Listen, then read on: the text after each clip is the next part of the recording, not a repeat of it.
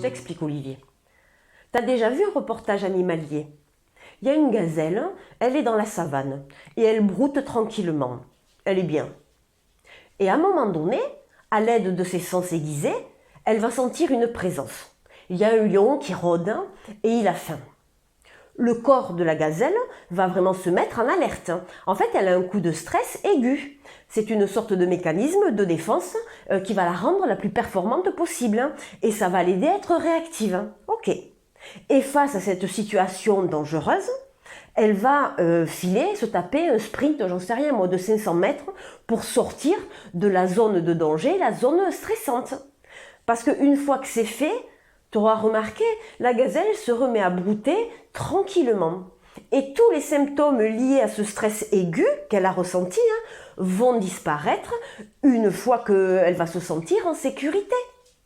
Normalement, pour nous les humains, il se passe la même chose. Face à un enjeu ponctuel, une situation inattendue, inhabituelle, nous allons avoir un coup de stress. Et c'est ok. On a un coup de... c'est comme une poussée d'adrénaline, pardon. Parce que dès que la situation et l'événement prennent fin, notre corps, il va retrouver son équilibre et on continue normalement notre vie, comme la gazelle. Et ce stress aigu, ponctuel et de courte durée, Olivier, il n'est vraiment pas problématique pour notre poids. Mais là où ça cloche, c'est qu'aujourd'hui, alors certes, on vit des stress en permanence, le travail, la sphère familiale, la vie quotidienne, et presque on s'en accommoderait, et pourtant ça fait des dégâts. Mais ok, on est en stress avec ça, et aussi qu'on en soit conscient ou pas, on a dans notre mémoire inconsciente des vécus de situations émotionnellement fortes vécues par nos ascendants.